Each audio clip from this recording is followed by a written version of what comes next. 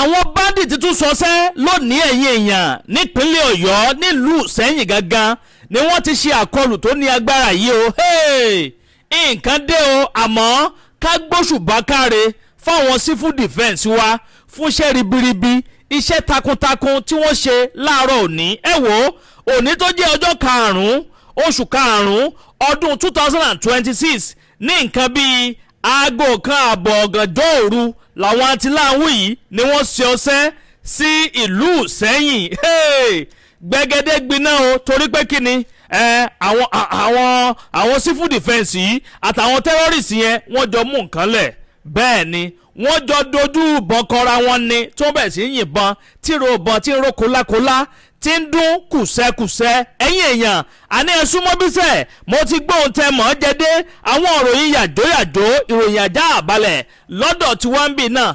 lẹ́tì láǹfààní láti máa gbọ́. Èkejì ẹ̀wẹ̀ àwọn bandit tún sọsẹ́ o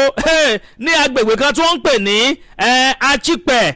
ìyún ní Doma local government area nípínlẹ̀ Nasarawa lóru mọ́júmọ́ àárọ̀ yìí ní nǹkan bí aago 12 ọ̀gànjọ́ òru mọ́júmọ́ àárọ̀ yìí ni wọ́n sọsẹ́ níbẹ̀ yẹn náà. Àmọ́ àwọn ọ̀dọ́ wọ́n dúró tán bẹ̀ yẹn. Tẹ́ ò bá gbàgbé àtijọ́ ìlà ti sọ wípé kó ní kálukú lọ múra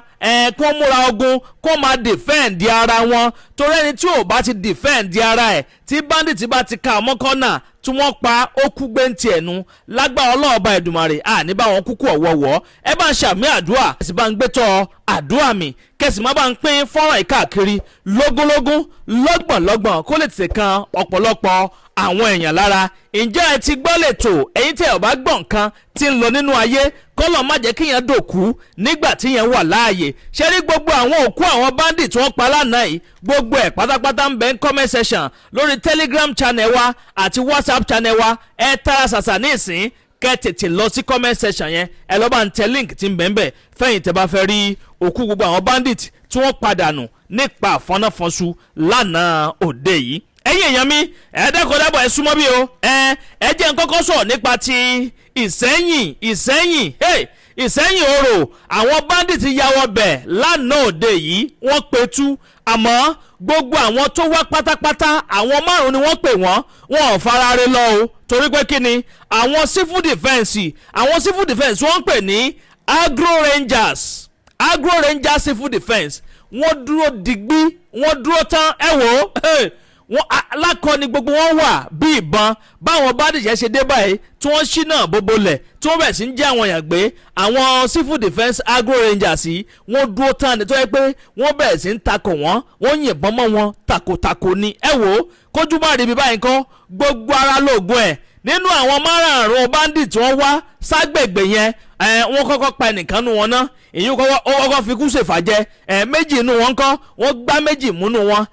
Àwọn 2 tó wá kù wọ́n fẹsẹ̀ fẹ́ ní o. Wọ́n láwọn tí wọ́n kidnap pátápátá ni wọ́n rí dájú pé wọ́n gbà padà o, wọ́n rescue wọn padà. Ẹ̀yin èèyàn ọ̀rọ̀ dìbò lọ yá mi o nígbà táwọn civil defence agro rangers tó dojú ìbọn kọ àwọn bandit tí wọ́n ṣe àkọlù sílùú Ìsẹ́yìn ní àárọ̀ kùtù hàì láàárọ̀ ní iná ni o. Nǹkan bí aago kan àbọ̀ lọ́gànjọ́ òru òní tó jẹ́ ọjọ́ karùn-ún oṣù karùn-ún ọdún 2026 tá a wà nínú rẹ̀ yìí. Ẹ máa bá ń comment kẹsì máa bá ń gbóṣùbà káre fún àwọn civil defence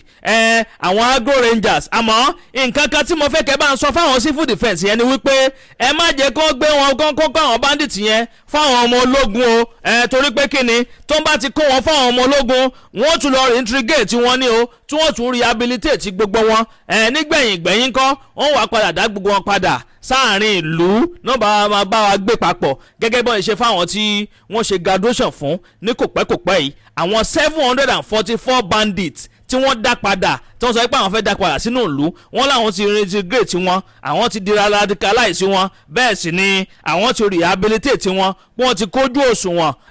wọ́n ti lè máa gbé papọ̀ láàrin ìlú pẹ̀lú àwọn èèyàn báyìí. Ṣẹ̀rẹ́lẹ̀ tí wọ́n táwọn civil defence yìí tí wọ́n mú lánàá ẹ̀yin tẹ́ bá mọ civil defence ẹ tètè sọ fún wọn o kó má lọ kó àwọn àtìláwù yẹn fún àwọn ọmọ ológun torí tó bá kó wọn fún àwọn ọmọ ológun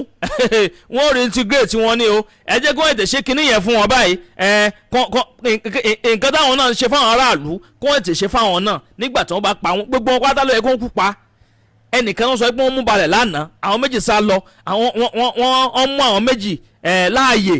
àwọn tó mú láàyè yẹn ó yẹ kó ti wulẹ̀ yanjú àwọn òyìn náà kí ni wọ́n mú wọn ṣe ṣé wọ́n fẹ́ lọ tì wọ́n mọ́lé ni láwọn tó wá kidnap èèyàn tó fẹ́ máa gbowó lọ́wọ́ àwọn èèyàn láwọn tí ń fayé àwọn èèyàn tó fi ń ṣòfò dànù ẹ̀yìn èèyàn ẹ bá ń ṣe yún lé ní èkejì ẹ̀wẹ̀ láàárọ̀ ní náà ni o bẹ́ẹ̀ ni ní agbègbè kan tí wọ́n ń pè ní Achepẹ ń bẹ ní Doma local government area nípínlẹ̀ Nasarawa láago 12 ọ̀gànjọ́ òru làwọn atiláwù yìí ni wọ́n tún ya bo agbègbè Achepẹ o ẹ wò ó àwọn ọ̀dọ́ tí ń bẹ láchepẹ gbogbo wọ́n dúró digbí wọ́n dúró tán báyìí ni o kódà wọn ò mira bẹ́ẹ̀ ni wọn ò fòyà báwọn bandit yẹn ṣe ń yọjú báyìí làwọn náà dojú kọ wọ́n pé báwọn ra ọmọ ológun báwọn ọ̀rọ̀ ọmọ ológun àwọn ó dìfẹ́ǹdì ara àwọn bẹ́ẹ̀ sì ni àwọn bandit ò ní rẹ́nì kankan mú lọ kúrò lágbègbè tàwọn yìí wọ́n dúró tán ni o ẹ wò ó wọ́n ní báwọn bandit ṣe dé báyìí ni wọ́n dojú kọ wọ́n ni wọ́n bẹ̀rẹ̀ sí ń dojú ìbọn kọra wọn àwọn náà ti wà lákọ ni wọ́n wà bí ìbọn wọ́n ní wọ́n kidnap àwọn kan o kódà wọ́n ní màmá kan ń bẹ nínú wọn tí wọ́n pè ní Victoria Afaba wọ́n ní wọ́n gba màmá yìí padà o pé gbogbo àwọn tí wọ́n kidnap pátápátá ni wọ́n rí dájú pé wọ́n rescue gbogbo wọn padà kúrò lọ́wọ́ àwọn bandit yìí wọ́n ní o àmọ́ nǹkan tó wá yanilẹ́nu bẹ̀ ni pé nínú àwọn bandit tí wọ́n rí mú láàyè wọ́n ní wọ́n ti lọ gbé wọn fún àwọn ọmọ ológun ṣó yẹ kí wọ́n fún àwọn ọmọ ológun láwọn bandit tí wọ́n mú yẹn ṣó yẹ kí wọ́n fún àwọn ọmọ ológun wọ́n tún reintegrate wọn ẹ̀yìn èèyàn abẹ́rẹ́ pé lè ní agbára báyìí ṣe rí gbogbo òkú àwọn bandit tí wọ́n padà nù lánàá yẹn ẹ lọ wo Telegram channel wa àti WhatsApp channel wa link ẹ̀ ń bẹ ń comment section ẹ tara ṣàṣà ní ìsìnkẹ́ lọ wo bọ́n ṣe fi ẹ̀mí wọn tí wọ́n ṣe fi ṣòfò dànù wọ́n waste life wọn náà pa wọ́n nípa àfọ́náfọ́nṣu nǹkan tó yẹ kó máa ṣe fún wọn nìyẹn ẹ máa bá ń comment kẹ́ máa like kẹ́sì máa bá ń pín fọ́nrán ìkáàkiri lógúnlógún lọ́gbọ̀nlọ́gbọ̀n kó lè tẹ̀ kan ọ̀pọ̀lọpọ̀ àwọn èèyàn lára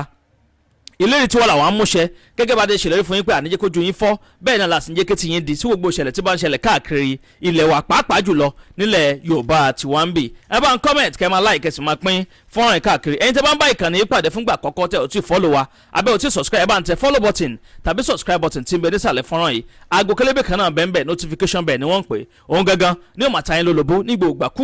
tàbá ti ń ju fọ́nrán sórí ìlà yìí ẹ ṣeun tẹ́ ń gbọ́ wa ẹ kú kalẹ̀. agbe ní gbére pàdé olókun àdùkò ní gbére pàdé ọlọ́sà òdìdẹrẹ́ ní gbére pàdé wọn lóde ìwò fún ìwọ ọmọkùnrin tí nǹkan rẹ̀ ò ṣe déédéé ìwọ ọmọkùnrin tí ṣàyàwó rẹ̀ ó ṣẹ̀ṣẹ̀ mọ gbọ́ jìgìjìgì lára lójú lọ mú kára rẹ̀ ó tó le ìwọ ọmọkùnrin tó ń retí ọmọ bíbí ìwọ ọmọkùnrin tó fẹ́ ṣe nǹkan tó dáa láyé pẹ̀lú aya rẹ̀ tí ìfàyàlòyà tí ó fi di nǹkan tó dáa ìwọ tásítọ̀ rẹ̀ ń sàn tí ò kí tó láti dọmọ ìwọ ọkùnrin tára rẹ̀ ò le ìwọ ọkùnrin ṣẹ̀ẹ̀kan dìde ìwọ ọkùnrin tátàn rẹ̀ ò dúró déédéé ìwọ ọkùnrin tó ń retí ọmọ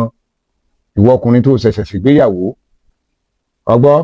capable herbal energy capsule ló nílò